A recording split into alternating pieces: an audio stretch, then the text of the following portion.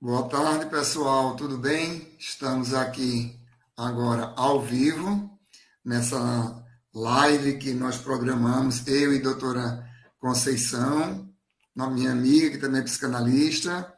Então, hoje a gente vai abordar um pouco com vocês um tema que ele é corriqueiro. A gente escuta muito em nosso dia a dia, no nosso trabalho, no nosso relacionamento com nossas amizades, a gente escuta muito as pessoas falarem sobre relacionamentos abusivos. E a gente ainda pergunta, por que as pessoas que vivem nesse relacionamento abusivo permitem? Então, dentro da visão da psicanálise, eu, como você já me conhece, doutor Ronaldo Menezes, e a minha colega, doutora Conceição Fittipaldi, que ela é psicanalista clínica e hipnoterapeuta, né? Minha amiga, boa tarde, seja bem-vinda, que Deus nos agracie cada vez mais nessa nossa live de hoje e que possamos tocar nas pessoas que estão precisando de um acalento através das nossas palavras. Seja bem-vinda. Gratidão, né? É um prazer estar aqui nessa live com o Dr. Ronaldo e com todos aqueles que estão nos assistindo e que têm interesse nesse tema, né? Muitas vezes tão doloroso. Com certeza, é uma coisa assim bem dolorosa realmente, que a gente percebe que as pessoas que estão envolvidas nesse relacionamento, às vezes elas ficam tão fissuradas, elas ficam tão cegas ao seu redor, que não vê o tempo que está sendo super perigosa para você, né? Para cada pessoa tem um tempo tão perigoso nesse sentido, diante desse tema do relacionamento abusivo, que a gente não consegue vislumbrar o que pode vir. Então, diante desse fato, a gente vai com a nossa fala, vamos começar a mostrar às pessoas essa importância desse tema. Então, diante desse fato, eu começo mostrando o conceito para que a gente possa entender um pouco do relacionamento tóxico ou abusivo, né? Muita gente não consegue decifrar o que está passando no seu dia a dia com seu companheiro, principalmente voltado ao sexo feminino, que é o que mais é acometido. Então, ele é tão acometido que chegamos ao tempo que a gente começa a perceber aonde surge o feminicídio, né? De uma forma tão grosseira o que a gente vê nas mídias, e mesmo assim ainda tem pessoas que se permitem a viver dentro desse relacionamento, infelizmente. Então, o que seria um relacionamento tóxico ou abusivo? Ele acontece entre pessoas que essas pessoas não se apoiam. E diante dessa forma de não se apoiarem, elas possuem situações altamente conflitantes. E dessa forma acabam atormentando a outra pessoa, né? Grande parte das vezes essa relação ela é marcada por competição e desrespeito, entre outras características negativas e altamente prejudiciais. Então, o relacionamento tóxico ele é um adoecer da relação, que já o abusivo ele trata-se de uma relação de poder, onde quase sempre se extrai algum ganho dentro da vida da outra pessoa. Então, a gente tem que acordar. Quando eu digo a gente tem que acordar, é a pessoa que está sendo abusada, né? A pessoa que em alguns momentos da sua vida não consegue acordar para a realidade, para enxergar que amor ele existe. Mas o que eu não posso é estar dentro de um relacionamento abusivo, aonde eu não sou enxergada pelo que eu sou, mas pelo que eu possa proporcionar. Em alguns dos momentos começam sim a surgir esses tipos de conflitos, gerando brigas, desentendimentos e outras coisas piores que possam vir, né? Então, diante desse conceito que eu acabei de abordar, eu abro agora um espaço para a minha amiga doutora Conceição, ela falar, ela enquanto mulher, ela está justamente no local correto, no horário correto, para falar por que a mulher não percebe que está dentro desse relacionamento abusivo, que é o que mais que acontece. Nada melhor do que ter a minha amiga, doutora Conceição, para falar sobre esse assunto. Fique à vontade, doutora. Na pele de mulher, né? Os relacionamentos abusivos não acontecem só com as meninas, né? Os meninos também sofrem, gente. Né? Sim, sim. Não digo que diga. É isso, famoso caso que agora está na mídia. Veja bem, por que é que a gente continua dentro de um relacionamento onde não somos respeitadas, onde somos expoliadas da nossa essência, onde somos machucadas? Aí a gente vai pelo viés da psicanálise. Em psicanálise, você tem um termo chamado alienação. O que é alienação? Quando você pensa em alienação, você pode pensar nas pessoas alienadas, nas pessoas loucas, as pessoas que estão fora de si, as pessoas que não conseguem perceber a realidade como ela é. Elas não conseguem compreender. O processo cognitivo dela não engloba esses acontecimentos. Eles não correspondem ao que realmente está acontecendo. E tem outra explicação para esse termo alienação, que a gente vê em direito, alienar como tirar, né? Você é alienado, você é tirado, alguma coisa lhe é subtraída. Nas relações abusivas, a alienação, ela pega esses dois viés. Tanto a mulher é alienada, porque não consegue perceber a realidade na qual está inserida, por causa do julgo e do jogo do parceiro ou parceira, como também ela é alienada nos seus direitos, nas suas posses até financeiras. Então, isso acontece das duas formas. Como é que o processo de alienação acontece? Aí você vê aquela sua amiga. Ai, fofa, eu fui para balada ontem e encontrei meu príncipe. Ele é delicado, ele é amoroso, ele diz que eu sou a estrela guia da vida dele, não encontrou ninguém nunca como eu. Ele me ama, paixão à primeira vista. E aí o príncipe começa a ficar escamoso, feito um sapo. Aí você tem, né? Aí esse é o primeiro momento da alienação dentro do processo desses relacionamentos tóxicos. É a chegada do príncipe. Ele traz para a mulher tudo aquilo que ela sonhou. Porque ainda, por mais que a mulher tenha se libertado de estigmas do passado, você pode, por exemplo, encontrar uma mulher que assim, está no ápice da sua carreira, consegue se manter muito bem sozinha, mas quando alguém chega para ela e diz assim, ai, que bom você é a gerente da firma tal, enorme, você ganha muito bem, né? Esse seu carro importado é lindo. Mas você casou? Você tem filhos? Ai, que bom você é a gerente. Né? Aí o que é que acontece? Se ela disser que não, então ela não está feliz por completo.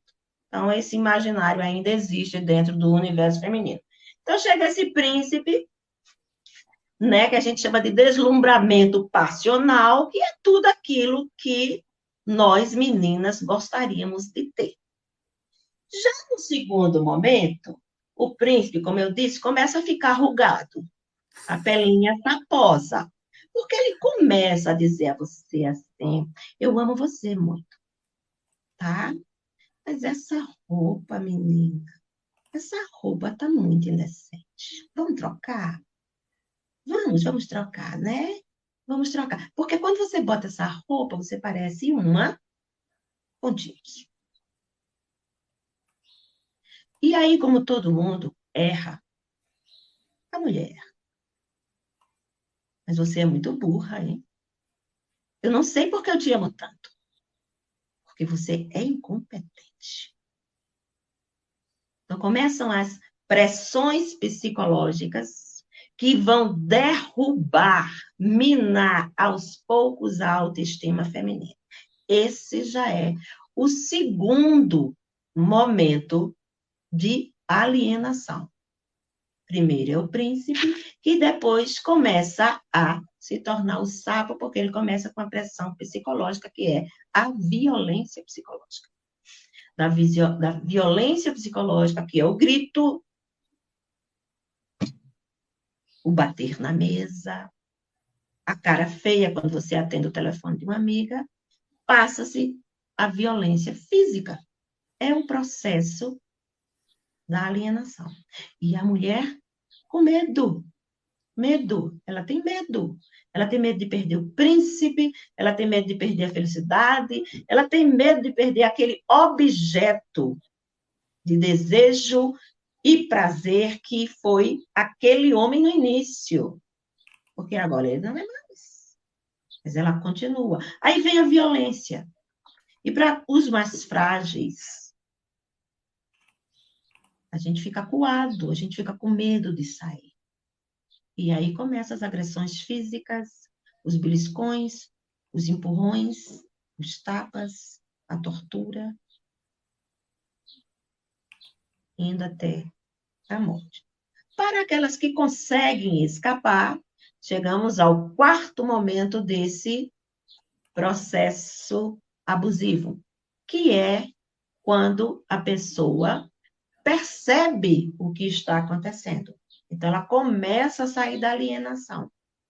Infelizmente, é um processo difícil, porque você consegue um perseguidor.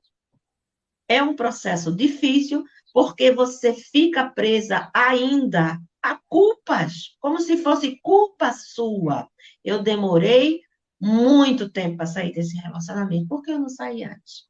Eu prejudiquei os meus filhos dentro desse relacionamento. Por que eu não saí antes? Eu vou deixar fulano, ele vai se acabar na bebida. Ele vai morrer. A culpa vai ser minha.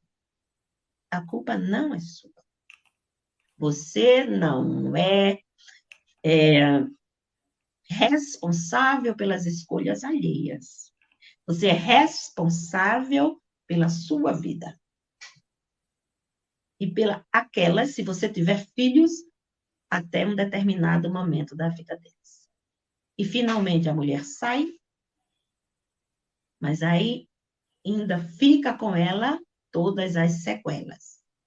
Depressão, ansiedade, crise de pânico e uma porção de afirmações negativas que ela interiorizou e que vai ter que desconstruir para voltar ao normal. Então, a alienação é uma forma psicológica que mantém essas mulheres em relacionamentos abusivos, como o professor disse aí, o professor doutor, viu, gente? É o professor e doutor Ronaldo, falou muito bem. Um outro viés que a gente também pode ter é o chamado complexo de Electra. Todo mundo fala do complexo de Édipo, né? O Isso. complexo de Electra é aquela coisa da filha que ama o pai. E a gente sabe disso, né? Você vê, quando tem meninos, meninas são caídas pela mãe. Quando tem meninas, as meninas são caídas pelo pai. E é normal, é um processo normal da infância. Só que existe o complexo de Electra tardio. É quando a mulher, já adulta, não consegue se desvencilhar desse amor infantil pelo pai. Então, uma pessoa chega no consultório e diz: Olha, eu já tenho um dedo podre. Já ouviu falar do dedo podre, né? Todo homem Isso. que eu escolho não presta.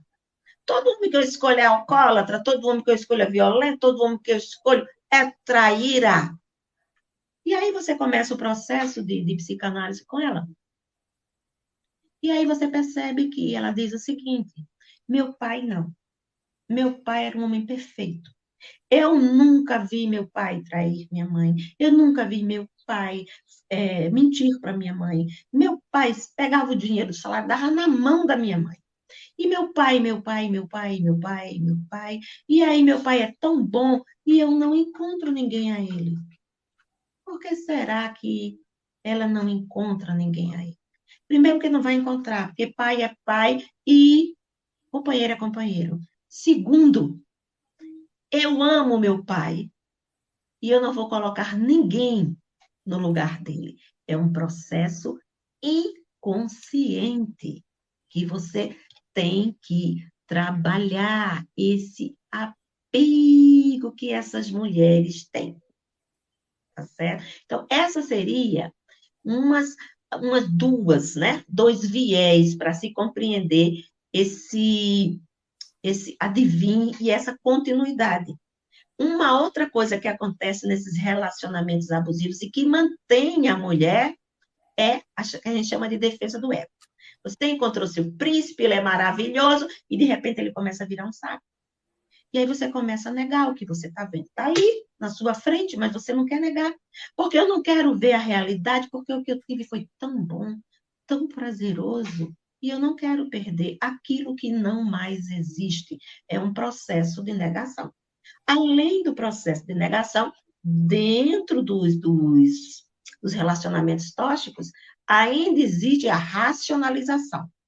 Quando ele diz para você, eu vou lhe buscar hoje no trabalho. Ai, que bom.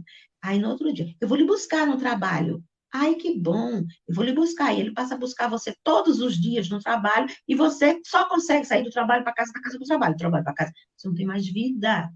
E aí elas, olha, eu vou sair com as amigas. Não, é perigoso. Você pode ser assaltada. Aí você diz, ai, ele me ama. E aí, com esse ele me ama, sempre dando uma desculpa, racionalizando, explicando esses comportamentos, né, que lhe abafam. Não permite que você viva, que você seja aquilo que você é, que você respire. Você racionaliza, explica, nega, se aliena, aceita e continua dentro do relacionamento tóxico. Então, são coisas que a gente pode e deve trabalhar com a terapia. Certo, professor, doutor? Estou chamando de professor, é professor e doutor, gente. Tudo bem, nem se preocupe, você também é docente. Realmente, a sua fala foi perfeita, encaixou justamente bem. Eu espero que quem for assistir essa live da gente nas redes sociais nossa, que iremos postar, preste bem atenção nos sinais que a gente está falando, para que as pessoas possam se libertar e se valorizar. Essa última fala da doutora Conceição, bem interessante, que as pessoas que estão nesse dilema, nessa situação, a inocência é tão grande que ele me ama, ele gosta de mim. E quando vem perceber essa sua fala, que você vê que não era verdade, era aquilo, você já tem passado tanto tempo sofrendo, que você só começou a perceber quando começaram a surgir as agressões físicas. Então, quando chega a este ponto, e olhe que quando chega a este ponto, ainda há mulheres que ainda diz: eu amo, eu quero continuar, as coisas vão mudar. Às vezes, nem dá tempo de mudar. Nem dá tempo. Infelizmente, nem dá tempo de mudar. Então, diante desse fator que a gente abordou logo no início, eu ainda relato alguns sinais desse relacionamento tóxico, desse relacionamento abusivo. É assim, alguns itens que vão ajudar a você reconhecer se você está realmente dentro do relacionamento tóxico ou não. Então, o primeiro item que eu digo é aquele excesso de ciúme e o controle. Quando eu digo excesso de ciúme e controle, Pessoal, quero que vocês entendam uma coisa. Quem ama, cuida. De perto, à distância, quem ama, cuida. É normal sentir ciúmes? Sim, mas aquele ciúme light, normal de um relacionamento sadio. Mas quando esse ciúme se torna doentio, abra bem os olhos. Tenha cuidado, porque as coisas vão piorar. Então, consideramos o ciúme, dentro desse excesso de ciúme, uma variação de quê? Da própria ansiedade. Tal como o distúrbio é um distúrbio da saúde mental. E veja que tem muitas pessoas que ainda dizem assim, na época de hoje, viu, doutora?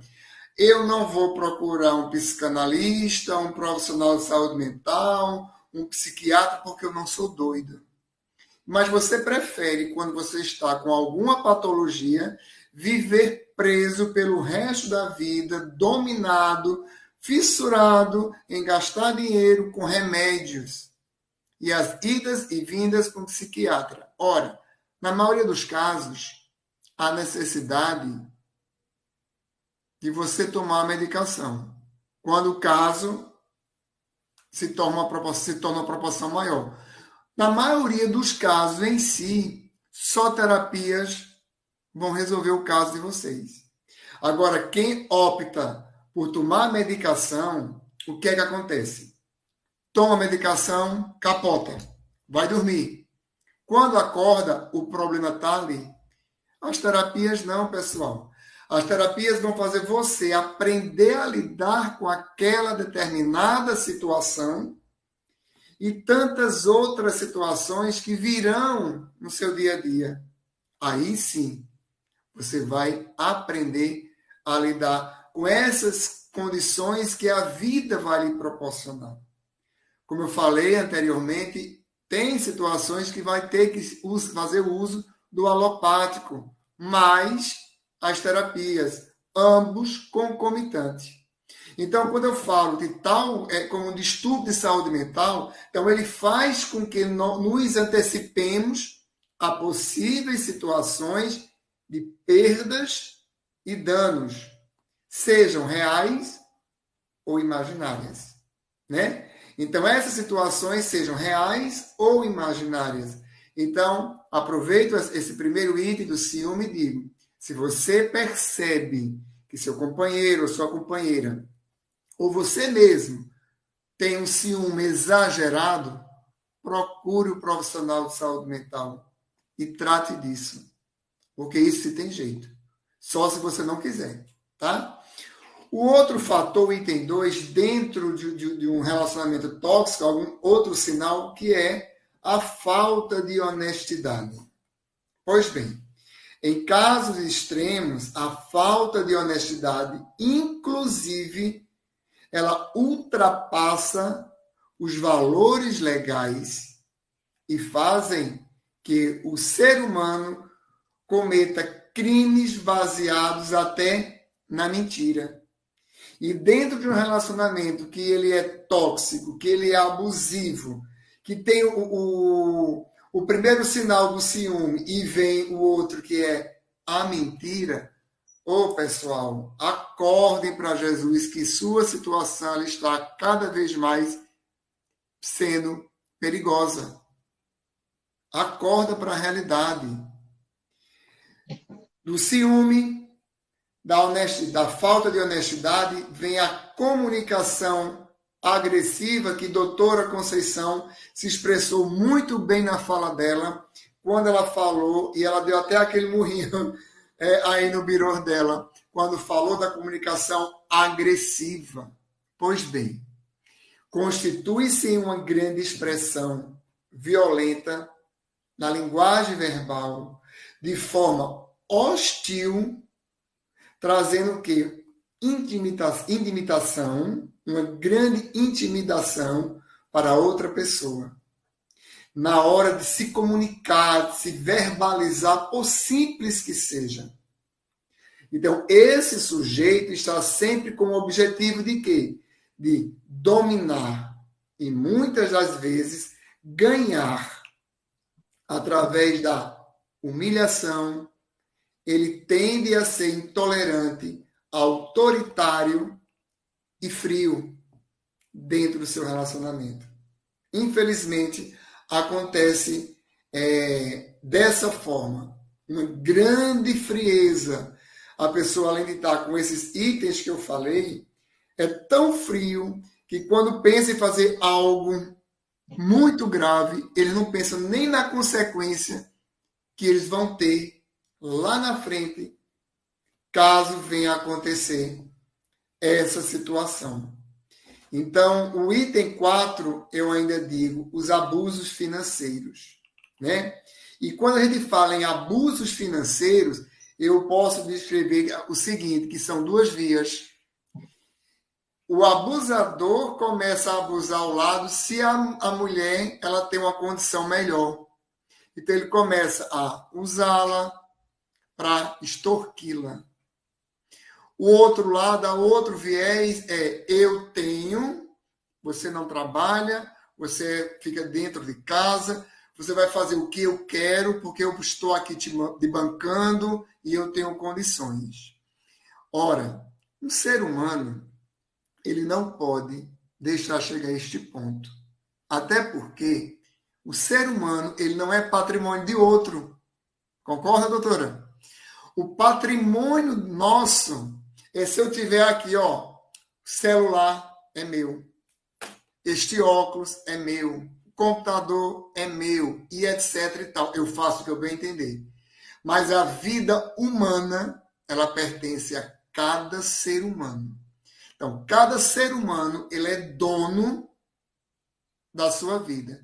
Então, quando chega este ponto do abuso financeiro, é quando você está privada de fazer o que todo ser humano tem direito de ir e vir. O outro sinal que eu elenco ainda é o estresse constante. Como é que surge esse estresse constante? Justamente quando começa a ter as agressividades, a falta do diálogo dentro do relacionamento, eu começo a incomodar o abusador. A pessoa que está tentando me dominar, digamos assim. Então, o estresse, além de estar comigo, eu estou irritando, deixando cada vez mais irritado o abusador. Então, diante desse fator, o próprio abusador, ele vai ter o estresse constante. Aí daí que gera mais ainda o perigo desse abusador. Ela fica tentando assim, eu não faço isso porque fulano não gosta, então eu não vou fazer porque ele vai se irritar. E aí ela fica o quê? No estresse constante para manter a paz em casa, né? A paz no relacionamento, vivendo sob pressão como uma panela no fogo, pronta para explodir, mas contida por causa do outro. Imagine isso para a saúde, até física da pessoa. Imagine a saúde mental dessa pessoa como está. Totalmente debilitada. Totalmente debilitada. Então, essa fala que a doutora Conceição disse aí agora é uma coisa realmente corriqueira. A gente vê muito isso no odierno das pessoas, né? A gente vê muito, muito mais que até cria calo nos nossos ouvidos ouvir isso constante. E as pessoas não criam forças, não pegam de dentro de si forças para superar isso, né? Infelizmente, acontecem essas coisas. Depois do estresse constante, vem os impedimentos para manter outros relacionamentos.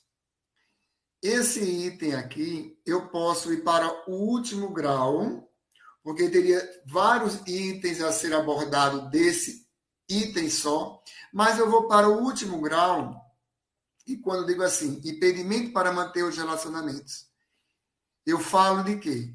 Você não pode ter amizade com fulana, com cicrana, com beltrano, ou então até mesmo quando chega ao término do relacionamento e o abusador diz aquela linda frase ridícula: se você não é minha, você não será de mais ninguém. Pelo amor de Deus. Isso aí é uma pessoa realmente que precisa de muita ajuda da sua saúde mental, que está acabada. Acabada. Isso não existe. Quando você sai de um relacionamento abusivo ou sadio, ambos tipos de relacionamento, quando você sai, cada um tem direito de reconstituir sua vida.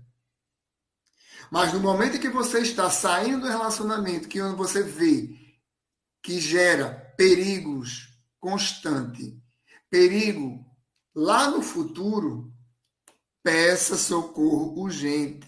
Para isso que tem ONGs que ajudam as mulheres, a delegacia das mulheres. Então não adianta temer. Mas muitos, né, doutora Conceição, diz assim, mas a gente presta queixa e mesmo assim termina acontecendo algumas coisas, né?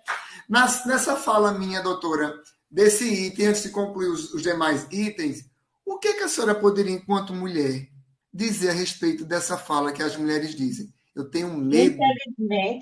Infelizmente é bem real, né? Você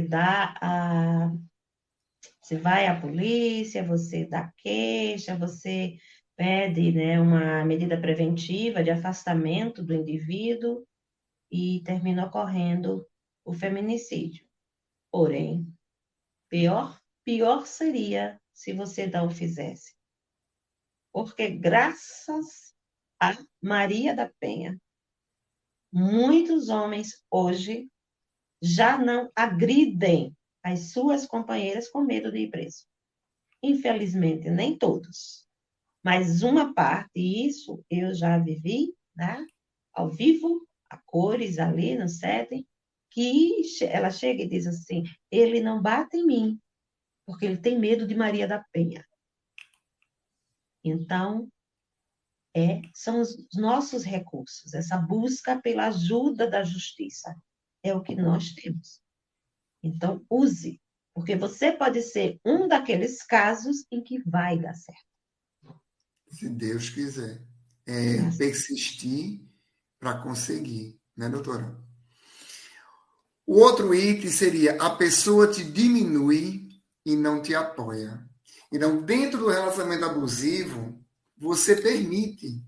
Infelizmente, você está permitindo que o outro lado te diminui e não te apoia. Aí você diz, mas no momento em que eu chego para dialogar com ele, o que é que acontece? Ele me bate.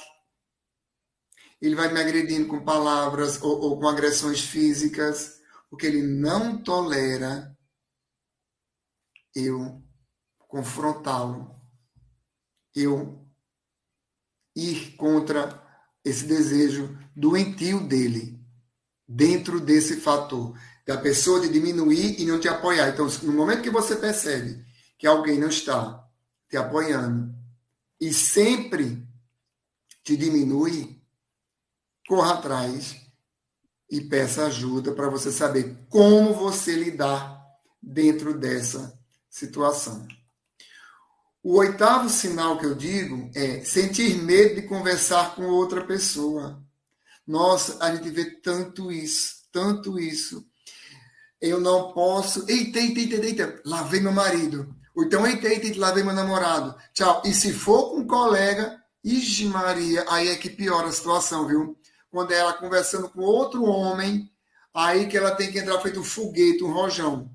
Rapidamente. E mesmo que ele veja, ele não faz nada na rua, mas quando entra em casa, ó Deus, só vós sabes o que acontece com essa criatura dentro de casa. E quando é uma mulher que tem uma visão, que ele percebe que essa mulher, ela peita, ela luta pelos seus direitos, está conversando com a sua companheira, aí ele começa a dizer, o que é que tu estava conversando com Maria, não sei o quê, começa a dar predicativos ofensivos àquela outra. Porque se a sua tivesse pelo menos um terço, a coragem que essa que ele colocou diversos predicativos, tenha certeza que ele não faria isso, ou se ele fizesse, ele já tinha corrido a léguas de distâncias, né? Então, imponha suas condições, porque você é dona da sua vida. O item 9 seria falta de respeito às suas individualidades. Respeite a sua individualidade. Do mesmo jeito que você respeita a individualidade dessa outra pessoa. Imagina a invasão no seu celular, nas suas conversas com suas amizades, no seu guarda-roupa, nas coisas que você usa, na sua carteira. Imagine todo esse processo de falta de respeito com as suas individualidades, com as coisas que pertencem a você. E eu digo sempre, se você está dentro de um relacionamento, você tem sua rede social aberta, o outro tem sua rede social fechada. Por que será que um tem sua rede social aberta e o outro tem a sua rede social fechada? Geralmente tem pessoas que dizem assim, mas eu confio. Certo, vamos confiar. Mas lá na frente você começa a perceber algo diferente. Então, ao meu entendimento, eu acho o seguinte, quando a gente se une, que segundo o nosso Criador, que em duas carnes se tornem uma só, eu acho o seguinte, se eu tenho a minha rede fechada e a dela está aberta, eu vou abrir a minha. Porque eu vou ter segredos com a pessoa que eu decidi dividir minha vida, dividir minha casa, minha cama, meus problemas, minha individualidade, minha saúde e a minha doença quando eu chego nesse processo. Então eu vejo que se um tem a rede fechada, não quer abrir, então fecha a sua, mesmo que não tenha nada com você, mas mostra também que você se impõe. Eu vejo nessa situação de direitos iguais. O que eu faço, eu estou dando direito para que o outro fazer. No 10º item, a pessoa sempre promete melhorar. Eu melhoro. Desculpa, amor. Não faço de novo. Com 2, 3 dias, arrebentou novamente. Começou de novo a aprontar. Então, dessas desculpas esfarrapadas, começam a surgir o quê? O processo mais acentuado da agressividade verbal ou física. É o tempo em que esse doente mentalmente, tá, começa a ter outros argumentos mais fortes para prejudicar a sua companheira. Então, no tempo que eu digo, me perdoa, meu amor, eu não faço mais isso. Ele pode até não fazer aquela ação que ele te pediu perdão, mas ele vai fazer outra ação e, se brincar, pior do que a primeira, pior do que a segunda, pior do que a terceira, e vai chegar na palavra que eu falei no início, que minha amiga a doutora Conceição falou, o feminicídio. E quando chega ao feminicídio, infelizmente, não dá mais tempo para você fazer mais nada, porque você já não está mais neste mundo. Quem vai ficar sofrendo são seus familiares, que muitas vezes te orientou, tentou abrir teus olhos, mas pelo amor que você não tinha o seu amor próprio e tinha um amor pelaquela pessoa para tentar mudá-lo, tentou inúmeras vezes com vários argumentos, mas você esqueceu de trabalhar o seu amor próprio. Primeiro eu, segundo eu, terceiro eu. Eu não posso estar dentro de um relacionamento em que eu não me amo, em que eu não estou enxergando o que o outro está fazendo comigo. Então, isso nada mais é realmente do que a falta de amor próprio. Então, são esses 10 sinais que eu quis mostrar a vocês do próprio relacionamento tóxico ou abusivo. Então, agora eu passo a fala para minha amiga doutora Conceição, para que ela dê continuidade e ela diga como essa pessoa ela possa sair desse relacionamento tóxico. E lembrando que quando a gente fala do relacionamento tóxico, do relacionamento abusivo, olha bem o tema, relacionamentos abusivos. Por que permitimos? Quando a gente fala isso, ela falou bem que não é só a mulher, homem também passa por isso. Os fatores do homossexualismo também passa por isso. Em quantas manchetes não ouvimos o companheiro daquele homossexual com ciúme de tal, matou o seu companheiro. Então, isso eu quero que vocês entendam que a minha fala e a fala da doutora Conceição, ela está generalizando todos os tipos de relacionamentos, para que vocês acordem e sigam o quê? O seu amor próprio. Correto, doutora? Correto. Acorda, povo. Acorda que o tempo está passando. Aí, o primeiro passo para você se libertar do seu algoz. Reconheça que ele é seu algoz. Reconheça que você está num relacionamento abusivo. Reconheça que seu príncipe encantado é um sapo cururu, bem feioso, tá? Reconheça que você tem o direito de ser você, de ser feliz, de mandar na sua própria vida. Como diz o nosso querido doutor Ronaldo, né, que é uma pessoa extremamente religiosa, Deus nos permite escolher, porque aquele outro não me permite escolher. Então, esse despertar de que estamos dentro de um relacionamento tóxico, que aquela pessoa que eu elegi como o ápice do meu prazer, do meu gozo, da minha felicidade, na realidade, é uma farsa. Que eu vivo alienada dessa realidade, me protegendo do que é de fato dor. Que eu nego as coisas que estão acontecendo, que eu explico todas as grosserias, as falcatruas daquele companheiro. A primeira coisa que eu lhe pergunto é: por quê? Por que a pessoa faz isso, seja um homem, seja uma mulher? Porque todos nós queremos ser felizes. Porque sentimos solidão. Porque o mundo é difícil. E, como eu disse lá no início, o primeiro passo é o quê? A perfeição. Aquele ser nos chega como o detentor de todas as qualidades que nos vão completar.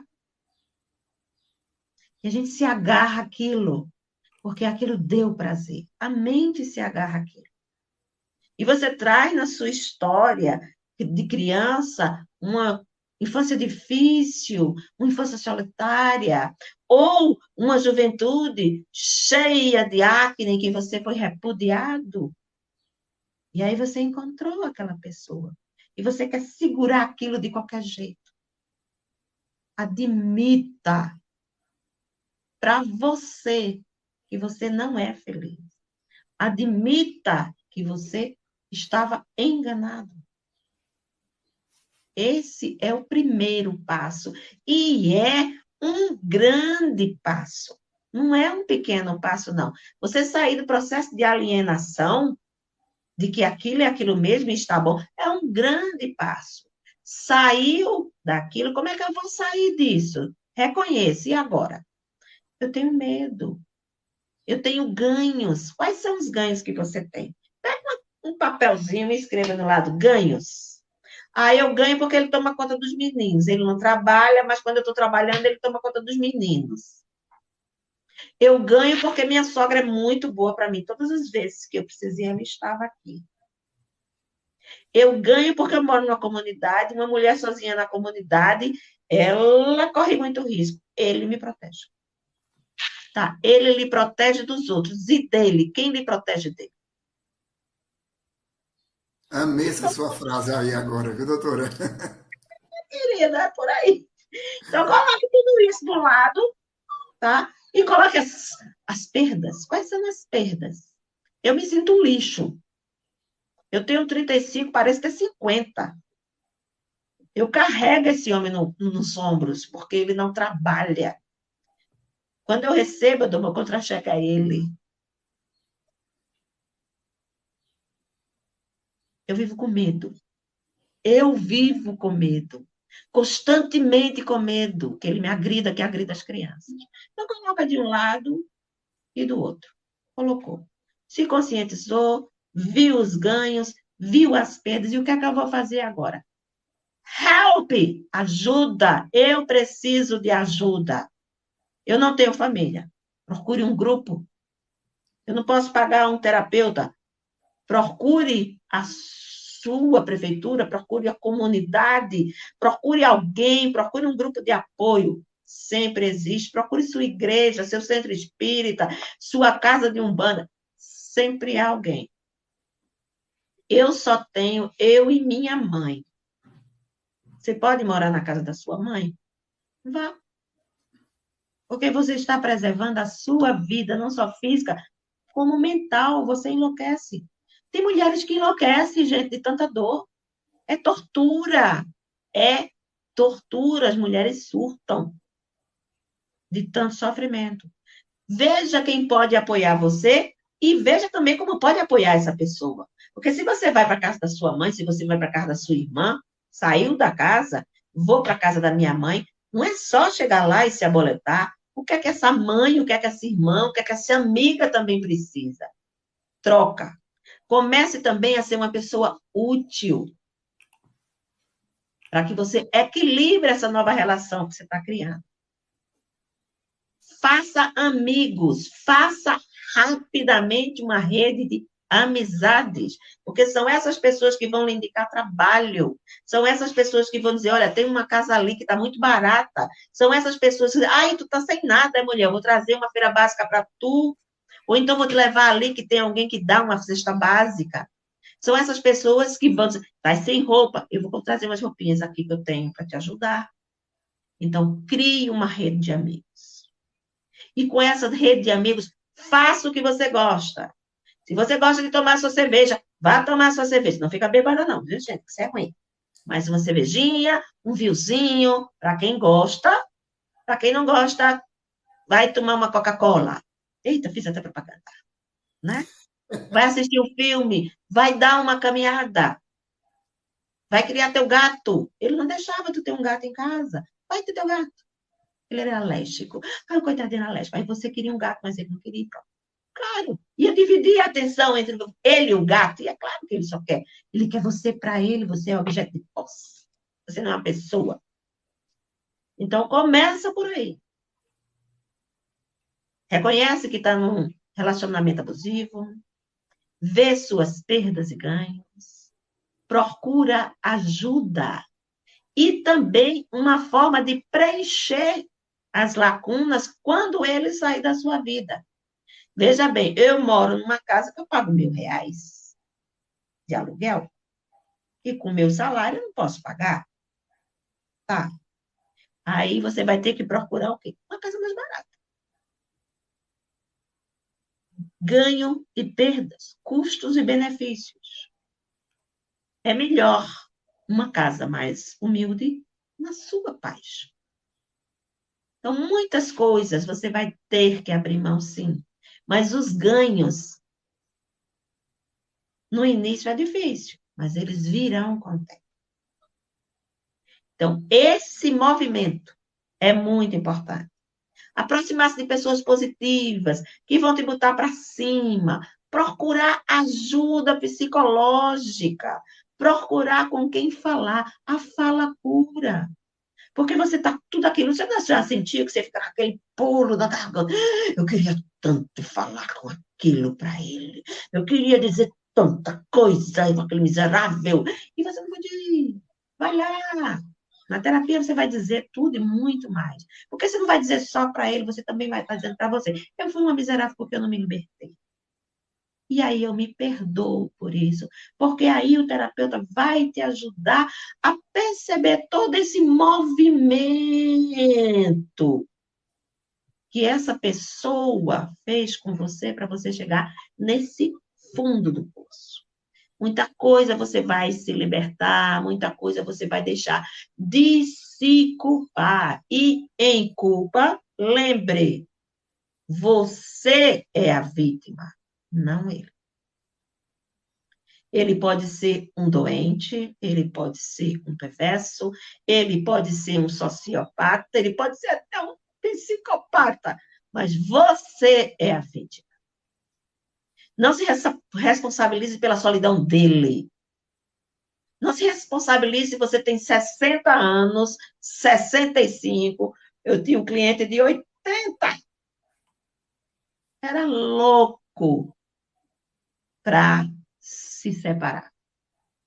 E ele dizia assim, mas eu não me separo, eu sou velho. Eu disse, mas quando você chegou na terapia, você era mais novo.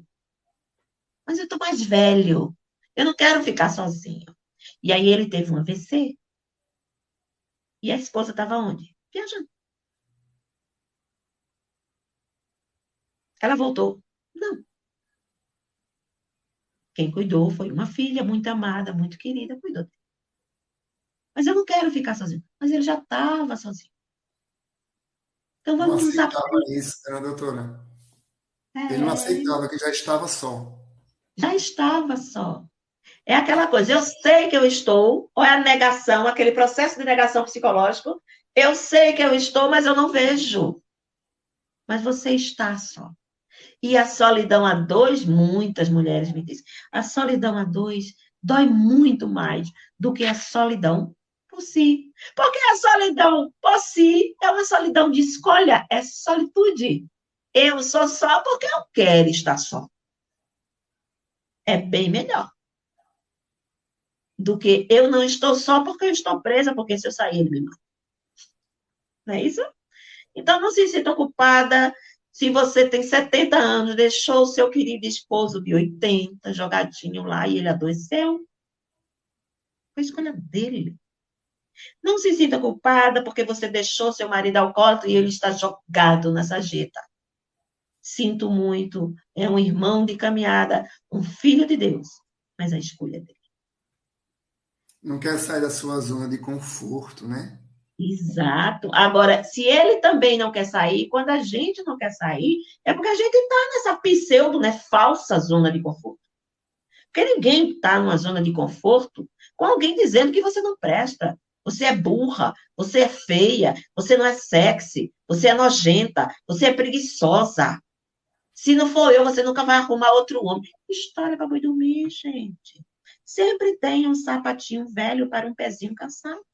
Sempre tem. Se você quiser entrar de novo nas histórias, vai ter alguém para você. Sempre vai ter. Do mesmo jeito que você arrumou ele, você arruma outro.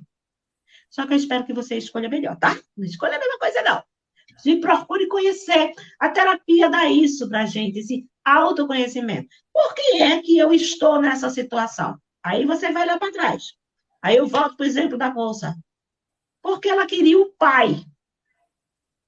Ela não saiu dessa fase infantil. Ela queria o pai. O pai ela não podia ter, então ela só arrumava namorado troncho.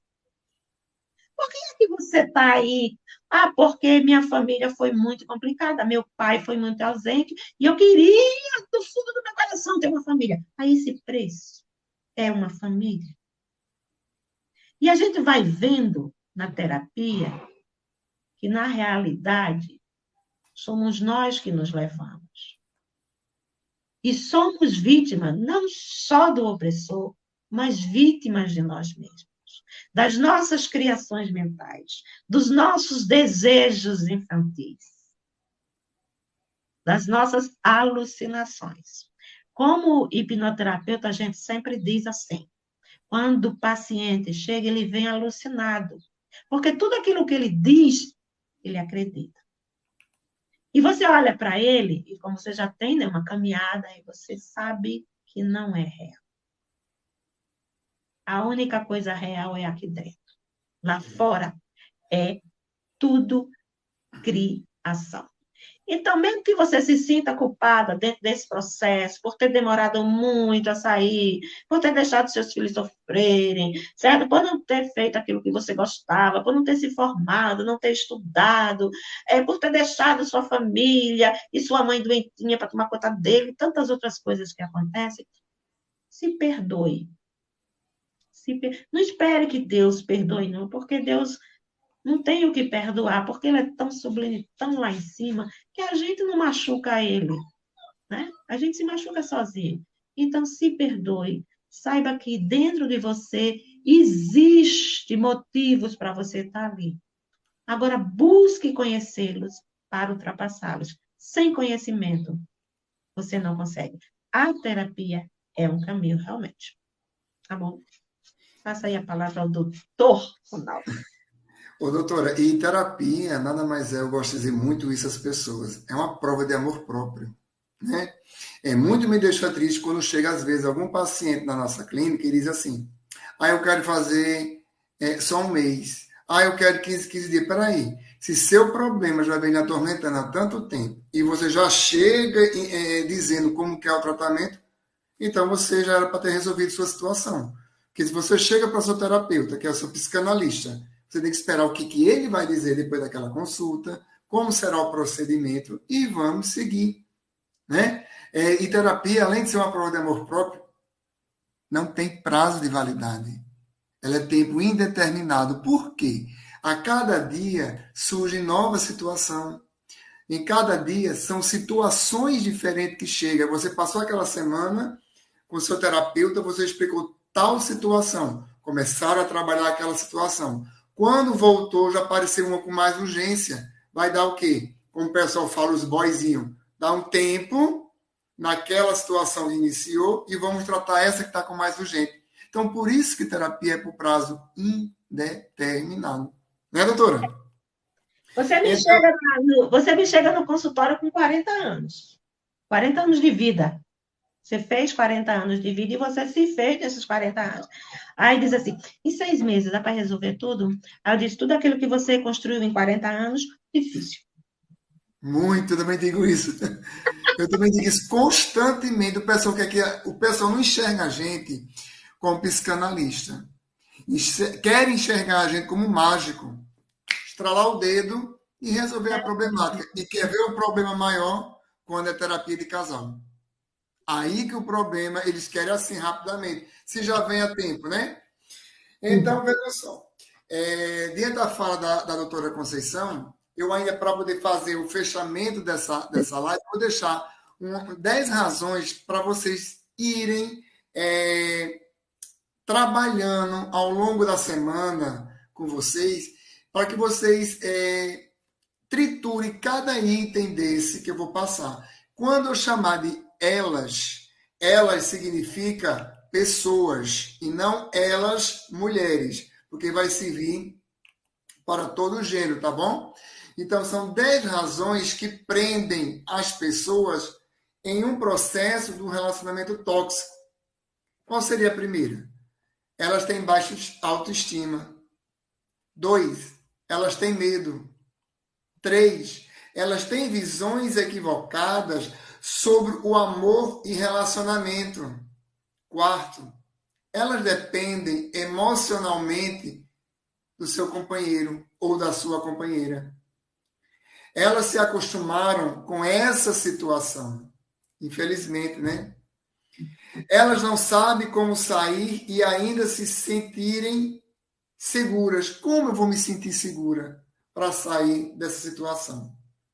Elas têm outras preocupações.